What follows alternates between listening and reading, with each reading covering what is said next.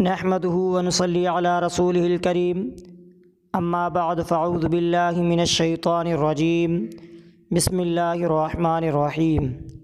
معزز سامعین حضرات، آج میں آپ کو بتاؤں گا کہ دعوت دین کی تقاضے کے متعلق کہ دعوت دین کی تقاضا کیا ہے۔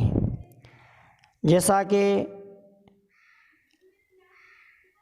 آپ علیہ الصلاۃ والسلام کے بارے میں آتا ہے کہ اے نبی، اپنے پروردگار کے راستے کی طرف بلائے حکمت و عمدہ نصیحت کے ساتھ، اور لوگوں سے مباحثہ کرو ایسے طریقے پر جو بہترین ہو۔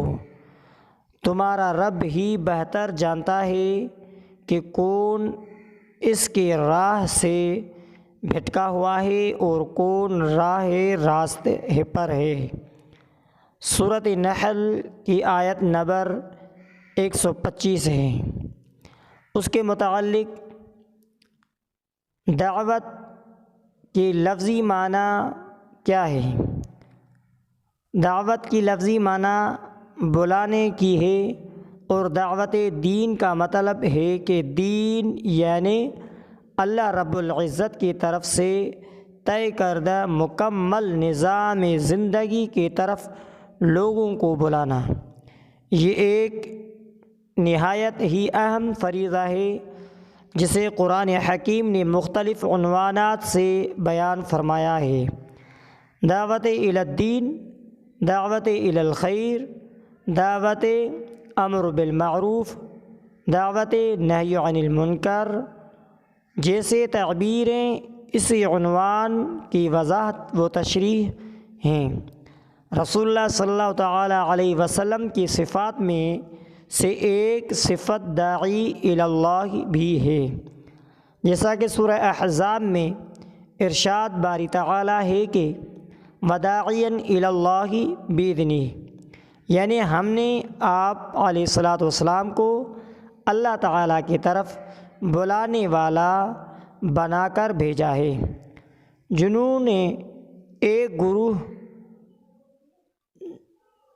گروہ نے جب رسول اللہ صلی اللہ تعالیٰ علیہ وسلم کی زبان اقدس سے قرآن حکیم پر تاثیر آیات کی تلاوت سنی تو واپسی پر اپنی قوم کے افراد کو اپنے سفری روداد سنانے کے بعد کہا، یا قومنا اجیبوا داعی اللہ، اے ہماری قوم کے لوگوں، اللہ کی طرف بلانے والے یعنی رسول اللہ صلی اللہ تعالیٰ علیہ وسلم کی پکار اور دعوت پر لبیک کہو۔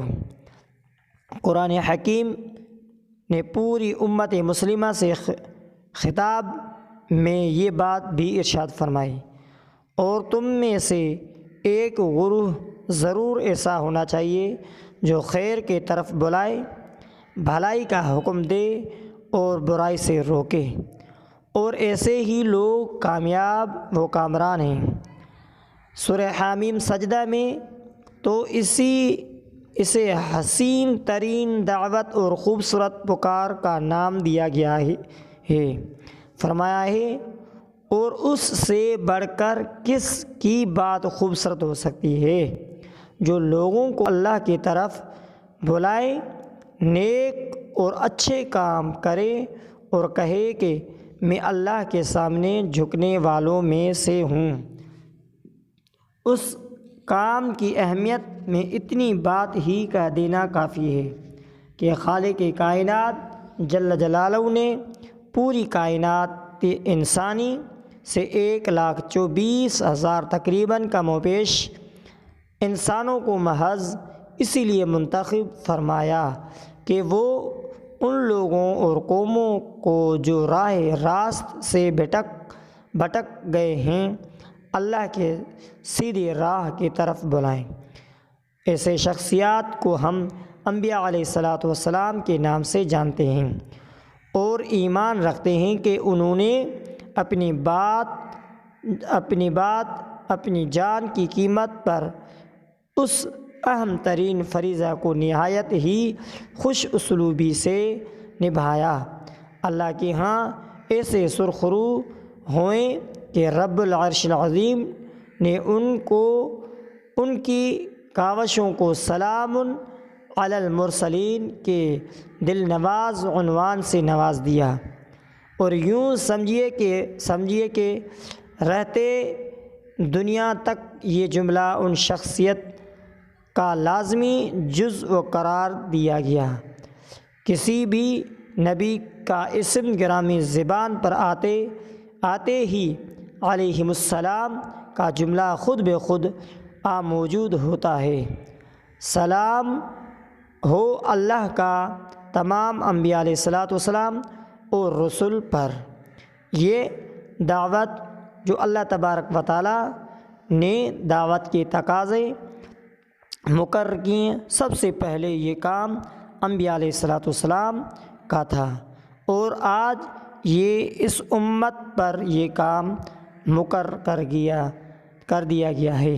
اسی لیے اس امت کو کنتم خیر امۃ اخرجت للناس تأمرون بالمعروف وتنہون عن المنکر کا لقب دیا گیا ہے، جو اللہ تبارک و تعالیٰ ہم سے کہلوایا قبول مقبول فرمائے۔ وآخر دعوانا ان الحمد للہ رب العالمین وما علینا الا البلاغ المبین۔